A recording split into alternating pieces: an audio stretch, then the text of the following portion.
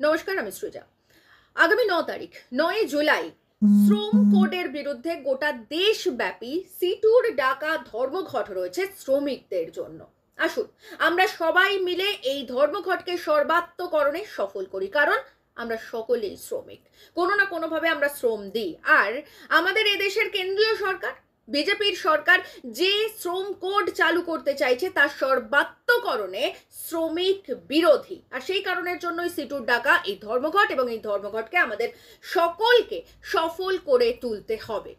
কিরকম কি কারণ এই আন্দোলনের বা এই ধর্মঘটের? প্রথম যে কারণটা সেটা হচ্ছে যে আমাদের এদেশে স্বাধীনতার পরে 3খানা শ্রম আইন তৈরি করা হয়েছিল, এবং তারপরে বিভিন্ন সময় শ্রমিকদের স্বার্থে, শ্রমিকদের ভালোর জন্য বিভিন্ন কিছু অ্যাড অন করা হয়েছিল সেই শ্রম আইনগুলোতে। সেই সমস্ত শ্রম আইনকে তুলে দিচ্ছে বিজেপি সরকার, এবং তার বদলে 4টে শ্রম কোড চালু করছে। যে শ্রম কোড সর্বাত্মকভাবে, যে শ্রম কোড সার্বিকভাবে শ্রমিকদের বিরোধী এবং শ্রম বিরোধী। কিরকম? যেমন প্রথমেই আপনার কাজের কোনো নির্দিষ্ট সময়সীমা থাকবে না, অর্থাৎ আপনি যে সংস্থায় কাজ করছেন তারা আপনাকে নির্ধারণ করে দেবে আপনাকে কতক্ষণ কাজ করতে হবে। আপনার যে হকের দাবি, আপনার যে 8 ঘন্টা কাজের দাবি, সেই 8 ঘন্টা কাজের দাবির নিয়ম আর মানা হবে না এই শ্রম কোড অনুযায়ী, যার ফল বা যার প্রতিফলন আমরা ইতিমধ্যেই দেখতে পাচ্ছি বিভিন্নভাবে। কখনো ইনফোসিস কর্তা বলছেন কর্ণাটকা গভর্নমেন্ট ইতিমধ্যেই ঘোষণা করেছে যে আইটি সেক্টরে নাকি 12 ঘন্টা কাজ করতে হবে। কখনো এলএনটির যিনি সিইও তিনি বলছেন যে যে সমস্ত এমপ্লয়িরা রয়েছেন তার সংস্থায় তাদেরকে রবিবার দিনেও অফিসে আসতে হবে। এবং এর বাইরেও, এগুলো তো ঘোষিত, এই ঘোষণার বাইরেও আমরা দেখতে পাচ্ছি বিভিন্ন সময়ে বিভিন্ন কারণে, মানে কোনো রকম ভাবে ঘোষণা ছাড়া কাজের সময় বৃদ্ধি করে দেওয়া হচ্ছে। এবং দেখতে গেলে এই মুহূর্তে দাঁড়িয়ে আমরা যারা চাকরি করি, মানে আমি বলছি না একেবারে শ্রমিক, কলকারখানায় কাজ করা লোকজন, যারা হোয়াইট কলার চাকরিও করেন তারাও ভেবে দেখুন, আপনারা কিন্তু আসলে 24x7ই কাজ করেন। আপনাদের কাজের কিন্তু নির্দিষ্ট কোনো সময়সীমা আসলে নেই।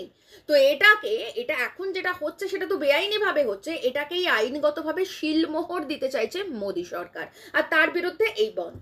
এছাড়াও আপনার ইউনিয়ন করার অধিকার কেড়ে নেবে এই শ্রম কোড, অর্থাৎ আপনার সঙ্গে যদি কর্তৃপক্ষ কোনো অন্যায় করে আপনি ইউনিয়ন করতে পারবেন না, অর্থাৎ আপনি আপনার যে সংগঠিত শ্রমিক ইউনিয়ন সেখানে জ্বালাতে পারবেন না, কারণ ইউনিয়ন বিষয়টাই তুলে দিতে চাইছে মোদী সরকার, যাতে আপনি একা হয়ে যান, আপনি ইন্ডিভিজুয়াল হয়ে যান। আপনাকে নির্ভর করতে হয় শুধুমাত্র কর্তৃপক্ষের উপরে, সেই কর্তৃপক্ষ যারা আপনার রক্ত চুষে খেতে চাইছে।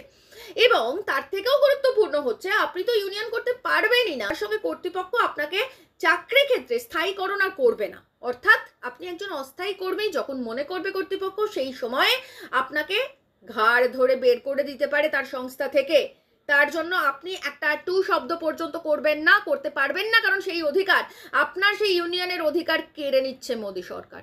এর বিরুদ্ধে, এই শ্রমিকদের উপরে ঘটতে চলা অন্যায়ের বিরুদ্ধে যে প্রতিবাদে নামছে, পথে নামছে, রাস্তায় নামছে, ধর্মঘট ডাকছে সিটু, তা আমাদেরকে সফল করে তুলতে। এই শ্রমিকদের সমস্যা তো রয়েছে, এছাড়াও বেসরকারীকরণ করে দেওয়া হচ্ছে বিভিন্ন সরকারি সংস্থা। এভাবে যদি সমস্ত সরকারি সংস্থাকে বেসরকারীকরণ করে দেওয়া হয় তাহলে আমাদের ভবিষ্যৎ অত্যন্ত খারাপ দিন আসতে চলেছে, সে আর বলার অপেক্ষা রাখে না।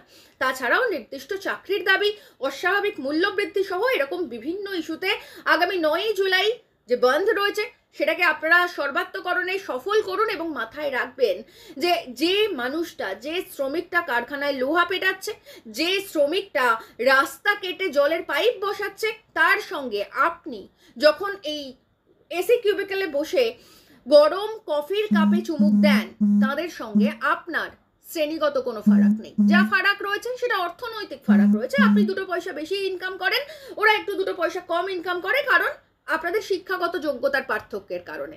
কিন্তু শ্রেণীগতভাবে যে শ্রমিকটা কারখানায় লোহা পেটায়, যে শ্রমিকটা কারখানায় যন্ত্রপাতি বানায়, যে শ্রমিকটা মেশিনে কাজ করে, যে শ্রমিকটা এই বড় বাজারে মোট বয়, যে শ্রমিকটা পাথর কেটে রাস্তা বানায়, তার সঙ্গে আপনি যে আইটির জবটা করেন, তাদের শ্রেণীগত কোনো ফারাক নেই, এটা মাথায় রাখবেন। আপনি যতই হোয়াইট কলার জব করুন না কেন, আমরা দেখতে পাচ্ছি সাম্প্রতিককালে আইটির চাকরিতে কি ভয়াবহ একটা সমস্যা চলছে। যে কোনো সময় ছাঁটাই হয়ে যাচ্ছে, যে কোনো সময় কর্মচারীদের বের করে দেওয়া হচ্ছে।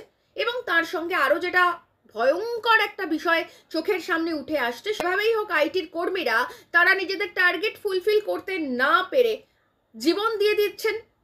তার সঙ্গে সেলসের কর্মচারীরা রয়েছেন, তারাও কিন্তু জীবন শেষ করে দেওয়ার পথে হাঁটছেন। কিন্তু না, জীবন আমরা শেষ করব না। কেন আমরা জীবন শেষ করব? আমরা জীবন শেষ করব না, আমরা বরং রুখে দাঁড়াবো, আমরা ঘুরে দাঁড়াবো। আমাদের দেওয়ালে পিঠ ঠেকে গেছে, আর এই দেওয়ালে পিঠ ঠেকে মানুষের যখন যায় তখন মানুষকে ঘুরে দাঁড়াতে হয়। ঠিক সেভাবেই আমরা ঘুরে দাঁড়াবো, আমরা প্রতিবাদ করব, আমরা আন্দোলন করব। আমাদের মাথায় রাখতে হবে যে হে মার্কেটে শত শত মানুষের রক্তের বিনিময়ে যে অধিকার আমরা পেয়েছিলাম, সেই অধিকারকে আমরা এইভাবে ছিনিয়ে নিতে দেব না, আর তার বিরুদ্ধেই আমাদের প্রতিবাদ। আর সেই কারণের জন্যই আসুন আমরা সবাই মিলে আগামী 9 জুলাইয়ের এই যে ধর্মঘট, সেই ধর্মঘটকে সাফল্যমণ্ডিত করি।